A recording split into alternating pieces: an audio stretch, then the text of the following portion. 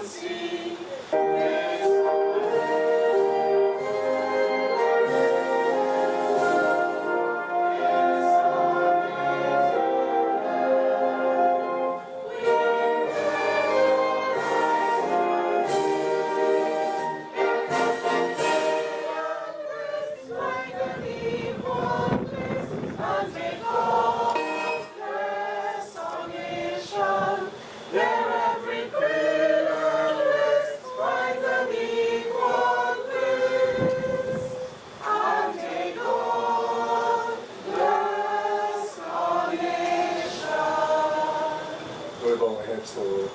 Thank you that we are here and gathered and that we're in the land where we live in. Thank you for this opportunity as we have come together to commemorate this occasion. We ask for your blessings on each of us, our families. We ask for your blessings upon the leadership and the city and our great nation. Put everything into your hands, and we ask these mercies in the name of the Father and the Son and the Holy Spirit. Amen. Amen. You may be seated. I've had to do a little triple duty, but that's all right. So it indeed is my pleasure and privilege on behalf of the San Fernando Heritage Trust, the mayor being our patron and the organization, to welcome you to this very special event. And those of you who are on the outside listening, this is the 50th anniversary commemoration of the installation of engine number 11 on Harris Promenade. Through the program, you will hear a bit about it historically, the significance of the train being here.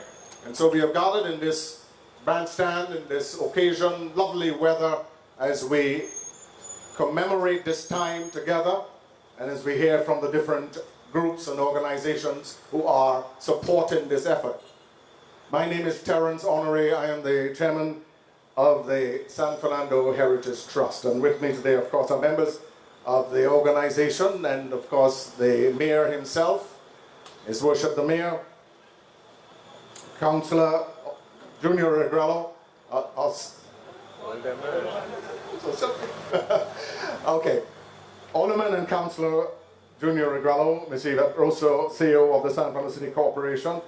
Of course, we have at the head table Ms. Callaghan from the Trinidad and Tobago, from the National Trust, and Ms. Avril Belfort from the National Archive. And they will be sharing with us and bringing greetings. We'll also hear from our good friend in England by way of a video. But let me just step into the... And of course, all the councillors who are present with us today, we're very happy that you've made it. Ladies and gentlemen, all the officials of the City Corporation, different departments, engineering and others well represented, we thank you for joining us today at this occasion. Let me begin by acknowledging the efforts and support of the patron of the San Fernando Heritage Trust, His Worship the Mayor, Alderman Junior Regrello, the man who in recent months has shown more than a passing interest in the history of our city. We are encouraged and grateful for his support and his cooperation with us. Now to the train, the real purpose that we're here. Let me begin by maybe asking, people will ask, why are we here? Why are we coming together? What is the purpose? What is the reason? And this is not just a philosophical musing, but we have gathered on this day in history to celebrate an occasion. It's just a train, someone might say, but this train has shaped our lives. It is one of the many things that has made us who we are as a nation. In a few days, we will celebrate our 50th independence, and there will be lots of symbols and celebrations and decorations. But this is one of those symbols and those objects that has spoken to us and continues to speak to us. It causes us to think and to reflect on what has passed and what is to come. Today I would love to say, like the old gospel song, this train is a holy train. And everybody, that old nice song, but I'm not certain, but we could anoint it. But the church has used the train as a symbol of its spiritual journey of passing from one destination to another for many years. Today, it represents the period in our history that will never come again. For many of us, this train has become a fixture for years, standing silently, witnessing the march of men on their merry way, or just to business or to the hospital. This train has seen a thing or two. For 70 years, it ran the rails across the country, from 1895 to 1965. Many years of running the rail, and now it stands quietly to tell a tale. Yes, the train speaks to us. In my childhood, I would hear the whistle, the sound of the whistle, and I would know I had only 10 minutes to get from my home in Marabella to the train station to get to school. And it was races. Not this train, but another train quite similar to this formed part of my experience as a boy. This train has shaped our lives. It has shaped my life. It has shaped our lives. It's one of the many things that have made us who we are. The train tells us that there's a whole lot to be achieved. There's a whole lot to be done when we look at where we have come from and where we need to go as a nation, as in a city. There's a message there for us. This mass of metal, this 20 tons of steel standing on the promenade, yielding to the weather and the glimpses of people as they walk by, or maybe a little child being lifted up to stand proudly to think that they were an engineer for a moment. It has a connection for us with the past. This was the train that crisscrossed the countryside when the sound of steel on rail filled the air and the plaintive cry of the whistle could be heard fading in the distance. Today we recognize our past and the people and the trains like engine number 11 that made it all happen. This train was part of the industrial history of this country. This is one of the trains that brought us to our development or development status. And as all many have fought to bring it to where it is. We recognize, of course, and remember Mr. Dr. Arthur Downs, the head of the Texaco at the time, who took it upon himself not only to photograph the train, but also to ensure that it got here on the promenade. The engineer who offered his time and transported it to this location. The PTSC, who of course donated it to the city back in 1967. My good friend and railway enthusiast, Mr. Glenn Beaton, he is so excited over in England he couldn't sleep. He said he's here with us in spirit. He is just beyond himself in terms of what is happening today.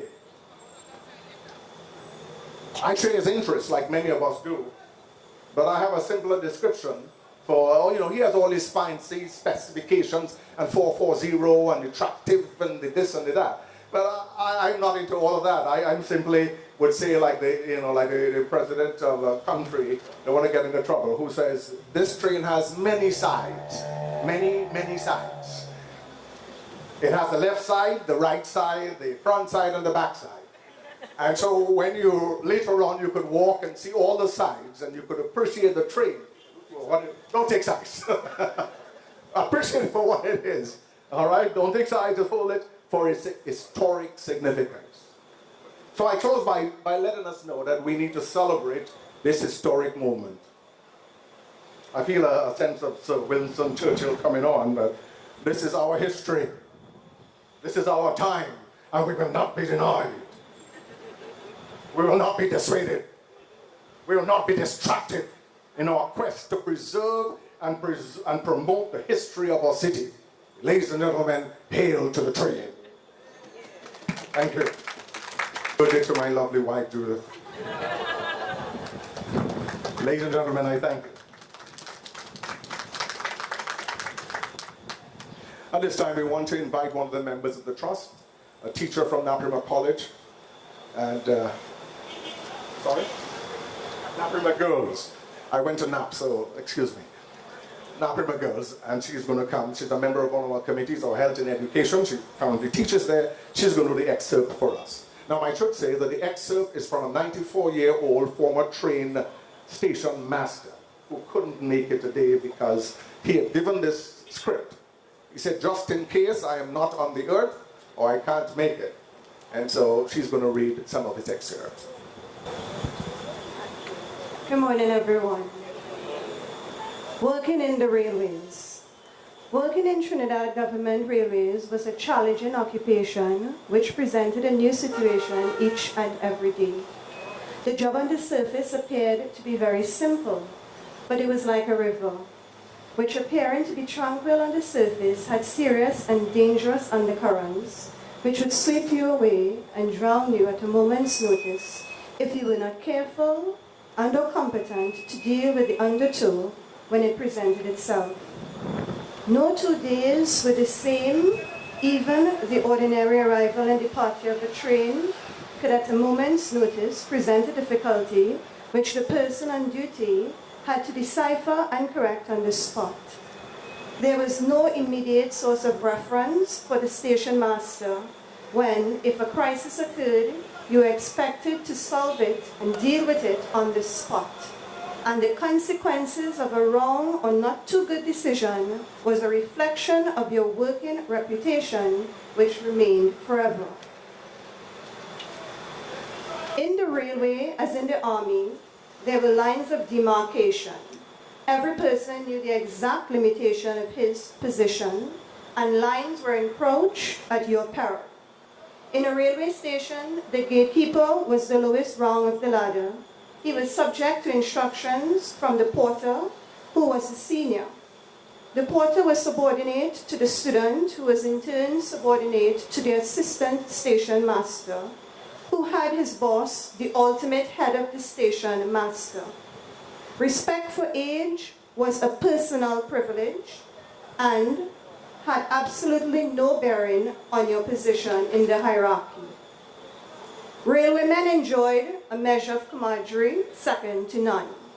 They enjoyed each other's company at regular and irregular intervals with each other, generally stood up for each other in circumstances which warranted it, and guided and guarded each other in safety and in unusual circumstances affecting the department, with the exception of a small percentage which is to be found in any large organization of workers.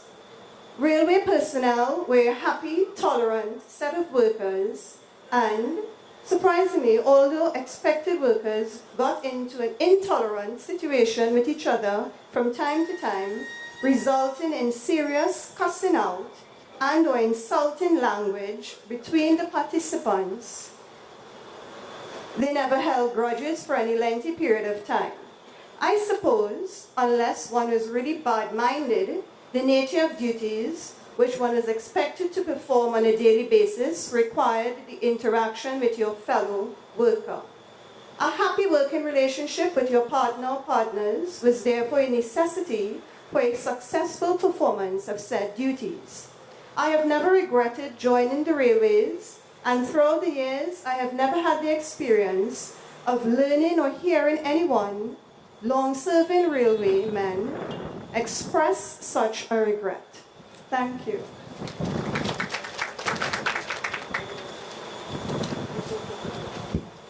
Okay, that, of course, the extract from the memoirs of Mr. Saunders, Monteil Saunders, who resides in Marbella and who worked as a boy from age 15 when they couldn't find workers during World War II, and they would grab all these young fellas and put them to work on the railway. And so he worked even, of course, at the San Fernando station. We have some of his recollections on film, but we are pleased this morning to be able to read this excerpt.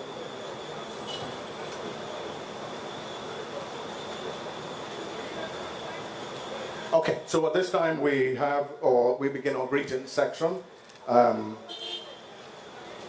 The CEO of the San Fernando City Corporation is with us. We're very pleased to have her come and bring greetings to the group. Put your hands together, please, as we welcome Ms. Eva Bruce.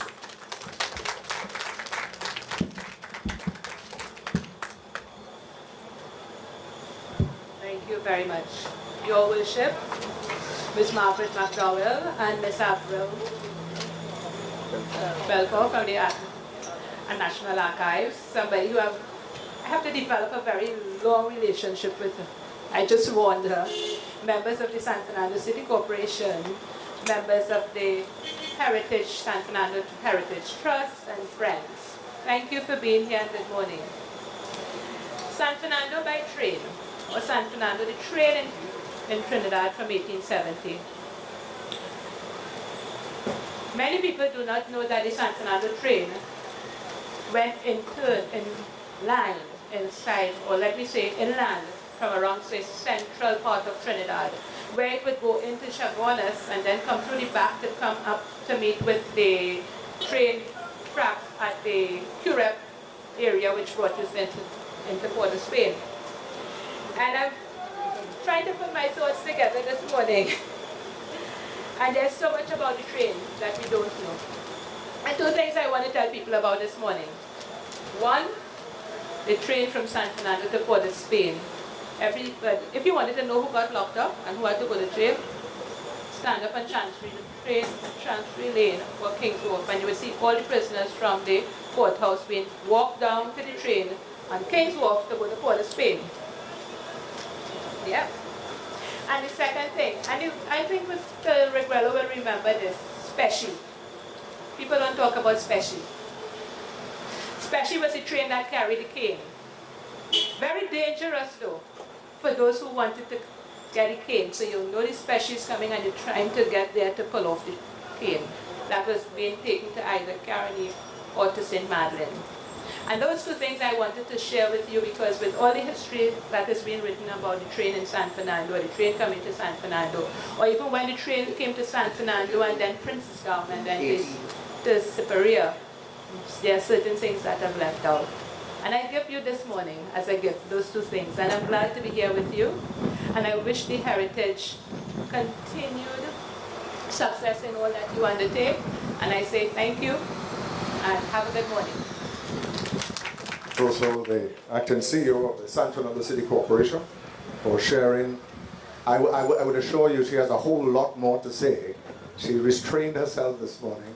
She will go down the track and all of that. So we're very happy that she shared from her heart. At this time we want to hear from England, from the UK by video. And we know that Glenn Beathan is with us. He's probably sitting on a chair somewhere on the side. And those of you who don't know Mr. Beathan, he's one of the most avid enthusiasts of the railway. For the last 20-something years, he has studied the railway, and he has done a number of videos on YouTube. And this video concerning the 50th anniversary will be aired today. It will be shown on YouTube that you could follow on.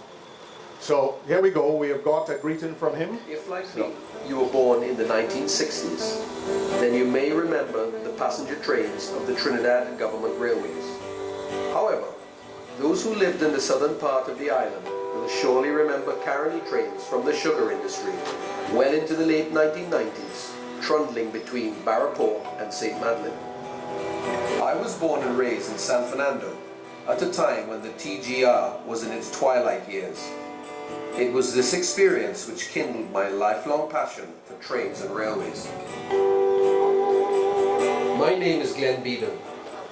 This is the story of locomotive number 11 of the Trinidad Government Railway, which today has been restored and is on display at Harris Promenade in San Fernando.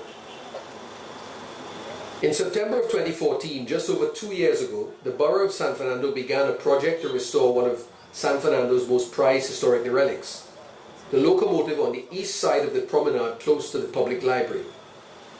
This engine was once number 11 of the Trinidad Government Railways, affectionately known by the public as the last train to San Fernando.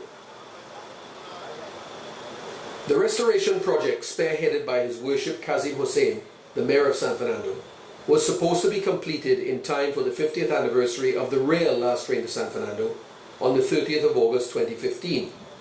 That target was not accomplished due to the degree of deterioration discovered inside the locomotive, which was more serious than originally anticipated. Thus, due to severe internal corrosion, many parts of the engine required reconstruction, and so the work has taken much longer. I visited the project in April of 2016 and was very pleased to witness the progress, which included construction of a new plinth under the locomotive. This was quite a big job because this required lifting the 28-ton engine so that this plinth could be constructed. I also was very happy to see the bodywork repairs and the application of the original TGR green livery. The new livery has indeed corrected 50 years of lost history, as the locomotive had hitherto been displayed in a non-authentic silver livery which was put on by the PTSC in 1967. Let's look at some history of locomotive number 11. Engine is quite historic in its own right. Engine number 11 is the oldest and perhaps the most famous of Trinidad's locomotive to have survived. I've often been told by foreign railway preservationists that because of her age and history, The engine is worthy of World Heritage status and recognition. Engine number 11 was ordered together with engine number 12. Now that engine has long been scrapped. In 1893 by the Public Works Director John Edward Tanner, in readiness for the expanding seasonal crop traffic that year. Mr. Tanner retired from the TGR in that same year of 1893 after serving the railway from its early beginnings in 1871. So number 11 and number 12 would have been the last two engines ordered by the original railway administration. So it was indeed the end of a very interesting era in the history of the TGR. It's worthy of note that from 1874 to 1894, the Trinidad Government Railway was run by the Public Works and Railway Department, and from 1894 onwards, the railway was administered by its own general manager. Mr. Tanner's successor was Mr. William Edward Smith, TGR General Manager, in 1894. Both locomotives were ordered from Messrs. Clifton and Company of Leeds in England. The engines were completed in 1894, arrived in Trinidad in 1895 and erected at the TGR workshops in Port of Spain under the charge of Mr. John William Tomlinson, TGR Locomotive Superintendent. Today number 11 is the sole survivor from an original fleet of 20 engines, similarly constructed between 1875 and 1923 for Trinidad. Only one other member of this type of locomotive was ever built by Kitson for export to South Africa in 1876 and worked on the Natal Railway Company. The Kitson 440 tank design was destined to handle all mainline traffic on the TGR from its inception in 1876 until 1920, when the heavier 460 tender engines from Canada began to make their appearance in Trinidad. Number 11 could be found at the head of both passenger and goods trains on the TGR. She also extensively served the sugar industry, hauling cane specials along the many estate lines across the country. However, much more significantly, number 11 was the very first TGR locomotive to haul a public train fired by oil rather than coal in 1918. This locally adapted invention, made to burn Trinidad's native crude oil straight from local wells by Locomotive Superintendent Chalamont Rainsford Walker, brought greater economy to the TGR by reducing the cost of fuel per mile, as well as eliminating substantial yearly claims against the railway for line-side fire damage due to the exhaust of hot ash from burning coal. Oil was available locally at the time of war, when the importation of British Welsh coal was under constant threat from U-boat attack. On the 31st of August 1918, engine number 11 made the first official triumphant run between Port of Spain and Arima, burning oil for the very first time, thus heralding the arrival of a brand new modern era on the railways of Trinidad. Number 11 was still in use up until 1965. By then she was only being used around the yard in Port of Spain and for light engineering movements between Port of Spain and St. Joseph. Actually, for many years, she could also be found working the pay train, which consisted of a locomotive, one coach, with security and a paymaster. After 1965, she was moved to the railway graveyard at St. Joseph. Now, the idea of saving number 11 was originally conceived by the general manager of Texaco in the 1960s, Dr. Arthur Down, who was both an important TGR customer and a keen railway enthusiast. Dr. Down made the suggestion to the Minister of Transport, which led to the eventual preservation of number 11. In August of 1967, number 11 was hauled to Port of Spain in preparation and later donated to the Borough of San Fernando by the Public Transport Service Corporation, successor to the TGR, as a museum piece. Once described as a 5th anniversary independence gift to be proud of, number 11 made her final journey from the railway yards in Port of Spain to Harris Promenade, not by rail, but by road, on Monday 20th of August 1967. So it can be said that she was the last engine, but not the last train, to arrive in the city. We give him a round of applause. England. It's a Glenbeaton for you. And of course, you have to tell him to curtail his video. He goes on and he has details upon details, all entertaining and encouraging. Okay, today we encourage, of course, to have with us from the Government National Archives, the National Archivist from Port of Spain, making the long trip down to San Fernando. She's a San Fernandian. Put your hands together, please, as we welcome Ms. Arbit Belfort to bring us greetings.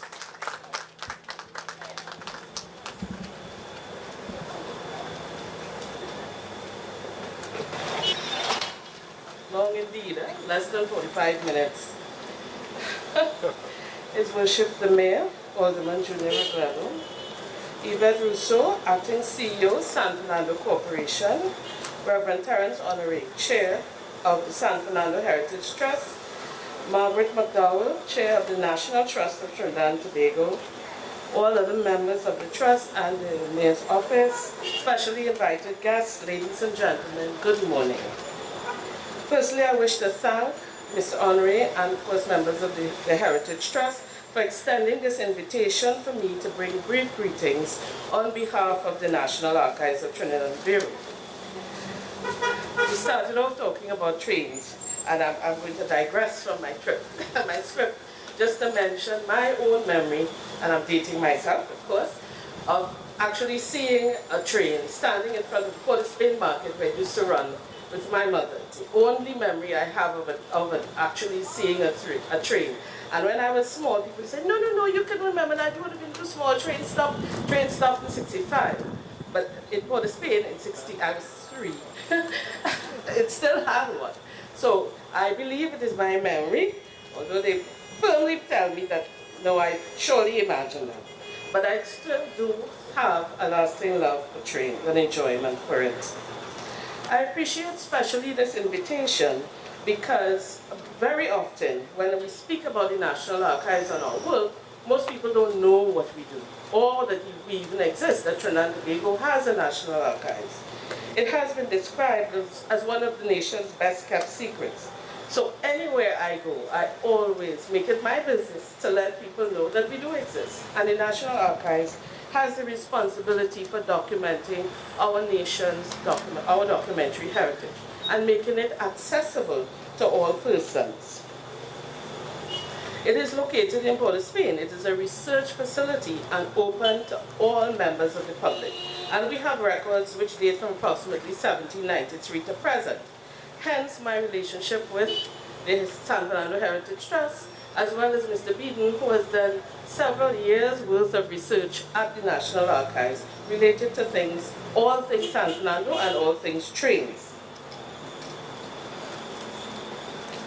Now I'm going to digress a little bit, and we've heard significant information and details about the trains, but just so to just point out to you, in recent times, I've had calls from groups in Rio Claro, groups in Princess Town, groups in Arima, even right here in San Fernando. Last year, along with the Americans, we joined them and collaborated with their celebration of the 200 years of the arrival in Trinidad and Tobago in the company villages right here in the south. I say all of this to show that there is a rise, there's an upsurge, which it's something I'm really happy about, of interest in all things heritage. It is really important that we as a people take responsibility for our heritage. It is not the work or the responsibility of any government agency, any individual group, or anybody outside there. It is our responsibilities as citizens of Trinidad and Tobago to love, to know, and appreciate our heritage. It is the mandate of the nation, not just a few select organizations. When our public, our population is informed, aware, sensitized to our rich, diverse history, we as a people are greatly empowered. I am heartened to see such efforts as this commemoration happening at the community level. So often as adults, we lament what our young people do not know, but we must take responsibility for this as well. For in some cases, it is us who do not or who have failed to teach, to share, and to pass on that knowledge. Let us not deny them the experience of discovering their ancestry, learning firsthand how events unfolded, as we heard from our CEO right here. The personal experience of that is invaluable. Let us be the ones to share the origins of cultural practices and norms. I trust that this activity will be one of many to come as the San Fernando Heritage Trust forges its way forward. I extend an open invitation to you, and I think Mr. Honoré knows that he always has that invitation to come to the archives and for us to collaborate with you in bringing our history, our rich, diverse stories of our people to life. I would like to congratulate you and the city of San Fernando, I'm so accustomed to saying Hollis, on this initiative, and wish you all success in the years to come. Thank you so much. Thank you, Ms. Belfort. And yes, even as a university student of history, I frequented the archive. It's interesting to open a ledger and see the name of a slave assigned to the Palmyra estate, or it really does something. In fact, on our Facebook page, we had how many, Patricia? How many hits, likes for that? 7,000. No, for the ledgers on the Indian arrival on the... 17,000 people looking at that one Facebook message, post, as it were. And of course, Patricia is the aunt of Angelo Bisesa Singh, noted and well-respected and loved historian. She is here today with us. Just stand, I want you to see her because it's a little special. She is standing because you don't want to stand. She is alone standing, dressed in the attire of the day, of way back then, in the train days. And some of her colleagues said they will do the same. So she's here with her attire and her parasol and so on. You'll see her about in a little while. Here we go. From the National Trust. The chairman of the National Trust, Mrs. Margaret McDowell, to come to bring greetings. Give her a round of applause, please, as she comes. Mrs. McDowell. Thank you, Chair. Your Worship, Alderman, Councillor, Mayor Junior Regrello, Reverend Terence Honoré, Chairman of the Proceedings and Chairman of the San Fernando Heritage Trust, Ms. Yvette Rousseau, CEO, and Ms. Avril Benford, both friends and members of the panel today. A little closer, right. Okay. Councillors and staff of the corporation. We have many members of the San Fernando Heritage Trust here, members of the citizens of Trinidad and Tobago, but particularly the citizens of San Fernando. I bring greetings from the National Trust, and we are so happy to be here and to really congratulate the San Fernando Heritage Trust for the work it has already started. It's a real small, tiny organization that has big hearts, big dreams, and already we are seeing fruit. So we congratulate you all. Well, this train, I had a whole lot of research on the train, which I didn't need to give any of it, because through technology we were able to hear from the expert himself, Glenn Beaton. So this is train 11, but it sits within a whole place which is heritage. And we really are looking forward, San Fernando Heritage. In fact, I think you've already asked us to join with you to start looking at an entire heritage district, starting from the San Carlos Heritage District on the waterfront, including the TGR building, very significant piece of a building, which even as a ruin is a spectacular piece, and coming all the way up the promenade. And we have, apart from our train here, and as we said, it's 28 tons I discovered. I thought it was only 20 tons, 28 tons. Now, it's actually newer than it looks, because not only is work going on now, but in 1924 it was overhauled so that it could continue to work. And we just heard from Mr. Beaton that after that it was then repurposed so that it could start burning oil. So it's one of our first products of our oil industry. We also have the Carnegie Free Library, 1916. We have the police headquarters. The foundation stone was laid in 1870. And again, even as a ruin, I told your mayor that even as a ruin, it is a spectacular piece, the old headquarters. And we really look for that, and it's really a signal of San Fernando. Then we have San Fernando City Hall, 1931. How many people here are older than 1930? Were born before 1931? Anybody? Okay. So that's one of the oldest buildings we have. Beautiful, beautiful building. We have St. Joseph of Cluny, 1934. Now the St. Joseph, the Sisters of Cluny were actually here since 1882 in education in San Fernando, 1836 in Port of Spain. And this was their building, one of their many. They had a wooden building first and they built, and now it's 1934. So you have a mound of history, and then you have all the stories.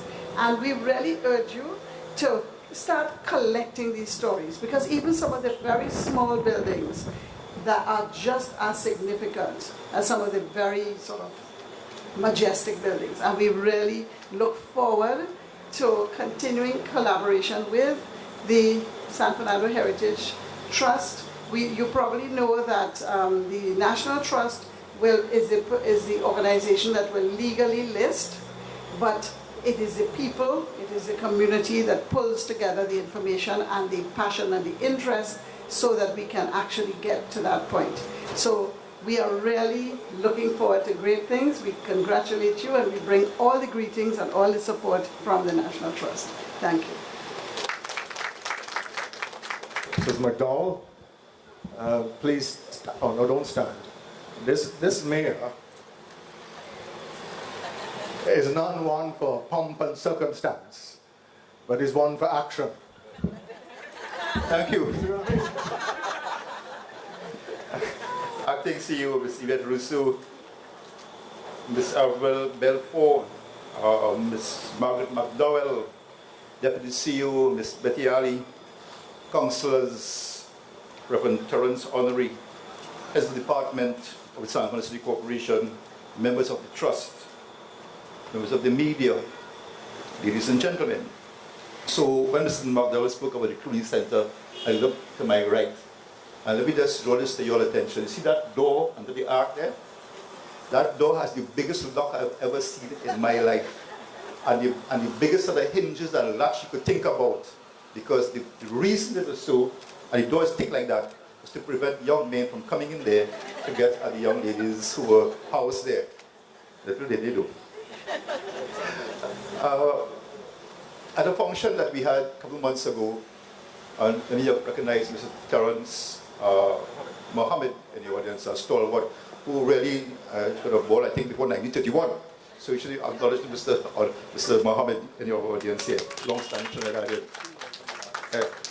Spent 60 years in the arts, contributing to San Fernando over the years.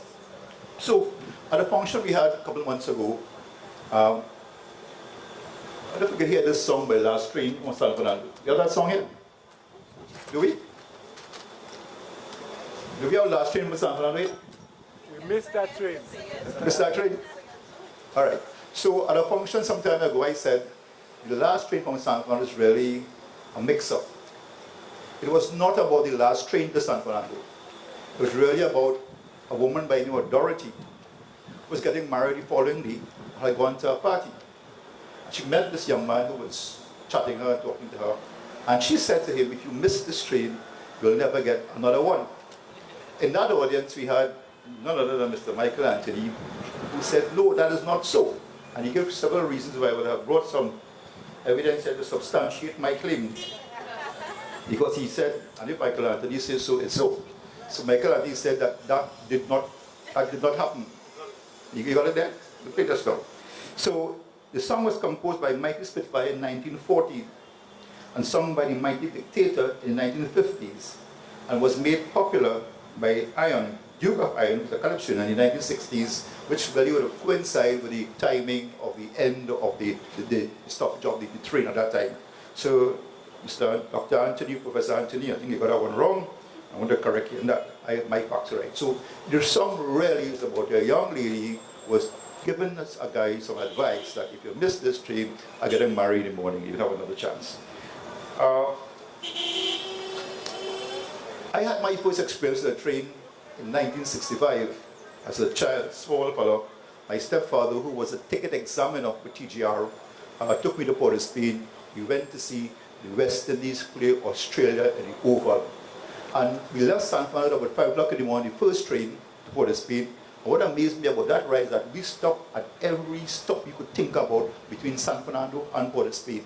Some of the villages that we crossed, we had to move a barrier across and block traffic because we went across the main street. They happened in Vancouver and Chagonas and somewhere in Barataria. It was a long ride. But going to see West Indies play against Australia in 1965 remained with me for years because the first team captain was Garfield Sobers captaining his first team. And that team was made up of Rohan Kanhai, Joe Solomon, Conrad Hunt, Simonders, and West Hall, and Charlie Griffith, and Lance Gibbs. That was when West Indies was the West Indies. And we played against the Australian, who was captained by Bobby Simpson, Bob Cowper, Norman O'Neill, Graham McKenzie, Bob Hawke. Those were the players. I'll never forget that because we were victorious and we beat them back. Not was up to the West Indies team today. It was a different time. I want to really congratulate the Heritage Trust for you that have been doing, and I've been outlining here this evening about this history that we need in San Fernando and the preservation of all the historical areas and the data that have been gathering and the hard work they've been doing under very difficult times to make this thing happen. There's a lot of myth about this train being here and its presence on number 11 and train number 27. But in fact, this is the last train, and this is more or less a replica of what we had at that time. I may have my reservation about its placement and its presence here in terms of where we are going with the development of the waterfront project, and more importantly, local government reform, which is critical to our existence and our development. When local government reform comes to San Fernando, we will have our own autonomy to do things as we want, as opposed to depending on central government to guide us and advise us. Maybe at that time we'll be asking stakeholders, where do we place this agenda? Is this the ideal place for it? Or would it be appropriate on the wharf next to the TGR building, where the old waterfront will be developed, and where you'll have more perspective and bring more value, as opposed to where it is here? Or maybe we can move it out together, maybe particularly an urban park, where there's a playground with children and take pictures of it, as opposed to it being hidden away behind these barriers and concrete where you have to see from the outside. All these things are considerations that we have to take as we move forward and progress. But I'll be the last man to move this train because I tried to move the clock. and I'm still hearing about it. They say I carry the clock home. They say I carry the clock in the panyard. They say I hide the clock in the city hall. I want to keep the clock over. They won't stop. Passing by with the Chapaman ball, me with the clock. I can't even come out of my house. So I'll be lapsed. But one person say, next thing you'll move with the train. But if it is that it requires that kind of liberal thinking out of the box for us to advance as a city, then we have to think about it, because look at where it is situated in the heart of the city. San Fernando and Trinidad is the only place where taxis park on the main road and they're stopping as they want, arbitrarily moving when they want. This can't happen in a first world country. And this is what we are aspiring to be. So there will be serious consideration of which the Heritage Trust will have to play their part in guiding us and advising us as the members of council who are here this evening, but we are the ones who have to deliberate. When we move those things, that I move is the whole council. But then blaming the council says the mayor, right? So I want you all to think about it seriously. This is something that we have, a replica, a moment in time for us. Something that's very special because a lot of children, young people themselves who were born after 1965, 1967, have not traveled a train unless they went abroad.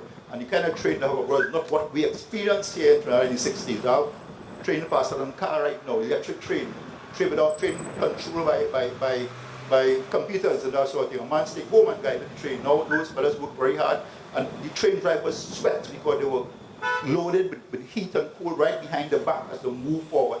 So this is very special to us for our history, and I really think that we should really think about what we can do with it, what we can do for this engine actually, because that train is an engine, and how noisy it was. So we can think about where we will put it, where's the ideal special place for it, where we will put it, and maybe as we move forward and we get the autonomy, really want to have the strength and the wherewithal and the resources to have it well put together, well decorated. Maybe it needs to be covered because it's steel. As somebody mentioned earlier, we spent considerable sum of money restoring it to what it is today. What will happen in 6 months' time? I was looking at it a couple of days ago, and it started to rust already. It is not covered, it's not clear coated for protection. It may need a roof. All those things we have to consider, and these things come at a high price. So local government reform is critical to our progress and our development. So those of you outside there, You have to advocate for it, as we have been advocating as politicians, but we need your support as well. And then we'll find an appropriate place. That wouldn't be I moving it, but it will be you, the stakeholders, say, move the train and not the mayor. I thank you. Thank you, Mr. Mayor, patron of the San Fernando Heritage Trust. And we're indeed encouraged by your remarks. We're encouraged by your cooperation, support, inspiration as we move forward. There's a lot of stuff to be done. And sometimes when we sit together as a trust and the other parent or sister organizations, we get overexcited. Sometimes you have to restrain yourself because there's so many things you would like to do, like to see happen. And it can't all happen. Sometimes you hope it and wish it would happen in your lifetime. So before time runs out on us, I didn't say anything about moving the clock. Just before time runs out, we have to do what we must do while it is still day. All right? So we will be working closely with the mayor to achieve all these objectives that we want to achieve in terms of the history and heritage of our beautiful city. We close here, but before we do, we want to ask just for a vote of thanks. It's not in your program, but it's remiss of us. We must invite Mrs. Celestine, Michelle Celestine, our Secretary of the San Fernando Heritage Trust, to give the vote of thanks. Please, Michelle. Thank you. Good day, everyone. It's always a pleasure. San Fernando, our heritage is well and truly being preserved. An idea just born a few years ago and now coming to fruition is something that we are truly, truly happy and elated about. Today, I can only offer warm and immense gratitude to our patron, Your Worship, Mayor Alderman Junior Regrello, for his continued support. We would not be where we are without you. I can't also thank enough Acting CEO, Mrs. Rousseau. I always enjoy hearing her speak. She has such vivid memories of not just growing up in a beautiful city, but a beautiful country. And her patriotism is something that inspires me and should inspire all of us. To our Chair of the National Trust, Mrs. McDowell, thank you for coming. And thank you for giving us that assurance that you've received our correspondence and that we will shortly have the public declaration of the historic district of Harris Promenade and the waterfront, King's Wharf. Mrs. Belfort, a dear and valuable national treasure. Thank you for sharing the records, making them accessible, improving the archives, and you always make it quite clear that you weren't the first archivist to fight to preserve the historic records of Trinidad and Tobago. One of the things that we need to bear front and center is that when we preserve our history, it's not just for sentimental reasons, but really and truly it is preserving our culture, our sense of identity, and who we are as a people. And that really is the crux and should be the driving force behind all of our initiatives. So for all of you who are passionate about this, who have this understanding, I thank you for having the good sense. And I know that amongst these people seated here, we have a wealth of superb, superb individuals. And what I want to say even more is that by preserving our history, we are also going to be diversifying our economy. Remember, there are opportunities, not just, as you saw, with restoring the engine. We had tradesmen, skilled welders, performing a task which lasted quite a number of years. And so it will be for all of the historic artifacts and monuments that we have to preserve. So this is job creation. And this is something that I know will be important to our councillors, to our local government, and to our government, and to us as a people. We have so much to offer, not just for ourselves, but to the world. So we at San Fernando Heritage Trust are proud to be taking that, leading the charge as a city within Trinidad and Tobago in doing just that. Thank you once again for coming, for being a part of this celebration. God bless. Ladies and gentlemen, thank you, Michelle. Thank you. I know you speak on behalf of the rest of the team. There's several of the key leaders here who are leading committees. Dr. Rossiford, Brother Mohes Maraj, and others, Maraj Mohes, and others. David is somewhere out there looking at heritage markers. We have identified over 100 sites in the city. We're moving to place those markers. Today we have one temporary marker that we have located down to the back of the compound. We want to just go there and sort of ceremonially just unveil it so that when people pass, they could read a little bit more about the history, and maybe somehow, some way, we will be able to facilitate access to this facility so that young people like the scout who was just here, members of the Scouting Association will soon be signing a memorandum of understanding with us. In September, we are signing with the Girl Guides, and they're going to be using work with the Trust as part of their heritage badges. Okay, we are also signing an MOU with the Warao people, the indigenous people, to establish a proposed replica village on San Fernando Hill, and the mayor, of course, has agreed to some sort of monument in the city. So some things are happening, and we're really excited about it. We have also started Heroes of Our Heritage, a video series looking into the life of people who have contributed historically to Trinidad and Tobago. Mr. James Liwa, the man who worked hard with others to save the hill. And of course, Mr. Torrance Mohammed. We will be talking to him next concerning his memoirs and his early days and through the years. A hero of our heritage. So we want to move to repair to that section. The mayor to lead us. We want to invite you to join us. We just walk down there and do this before we get that shower of blessing, which is coming in exactly 20 minutes and 30 seconds. So shall we now just move over there and we'll get a little video clip and come back.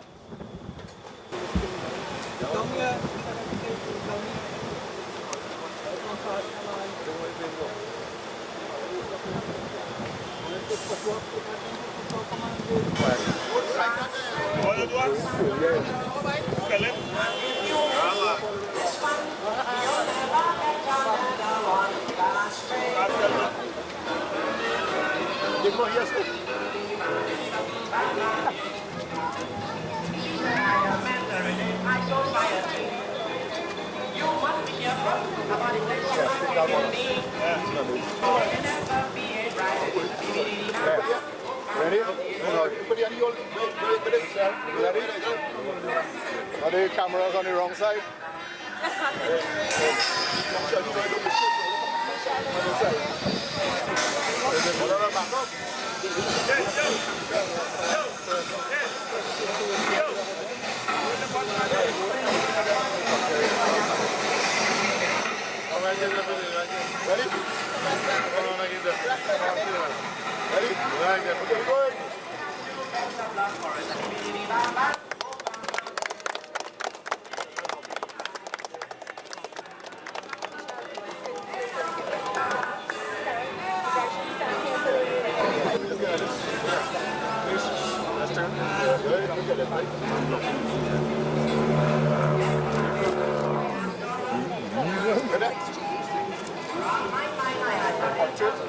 Point again, please.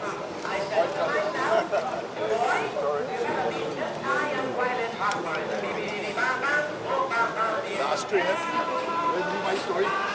Not better stuff on the for the ladies.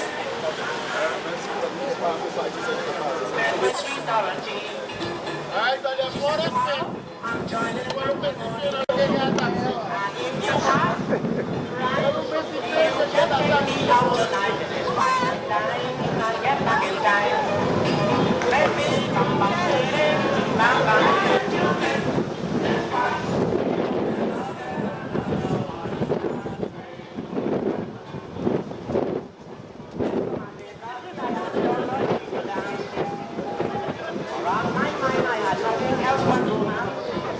I said to myself, boy, you better beat this iron challenge.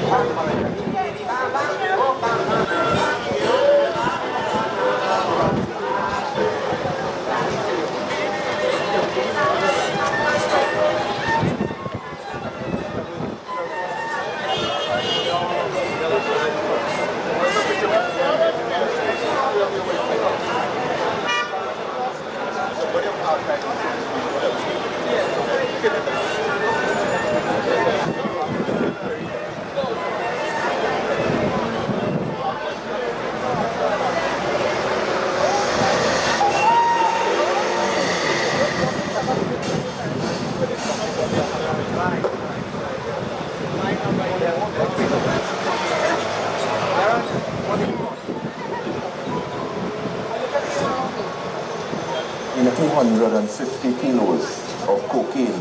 There's another cocaine seized here comprising of over 250 kilos.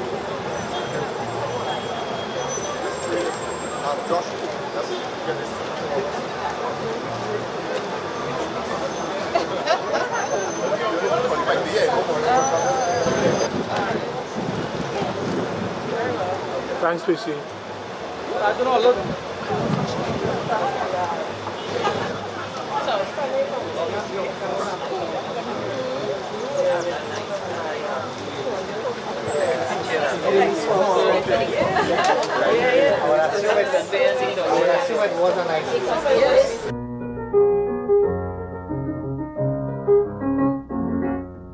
The whole population of our little nation is lost, alas. But so much a mixture of races and culture, that's what we've got.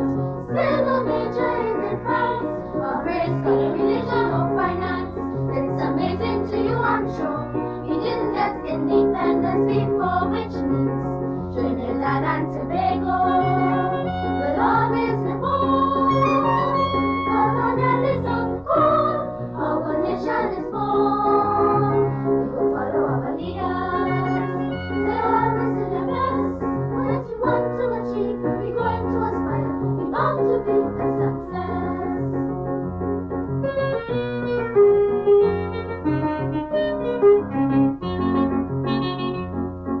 It is a miracle all these different people can dwell so well. You see, we are educated to love and forgetting trade, you know it too. You people who are foreign, I've got a message to you when you go in. Spread the word anyway, but tell the world there's a modern nation at last, which means Trinidad and Tobago will always live on. Colonialism cool, our nation is born. We go follow our leaders. They always do the best. We want to achieve and resolve to aspire.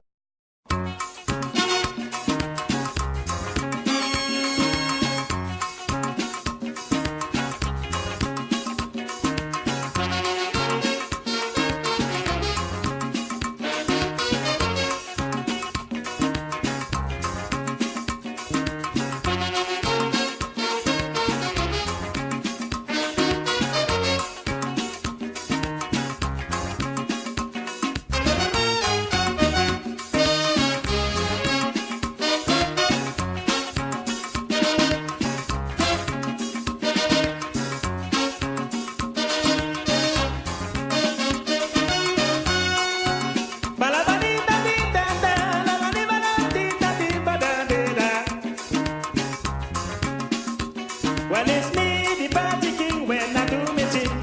I just make everybody sing. Oh yeah, oh yeah, eh.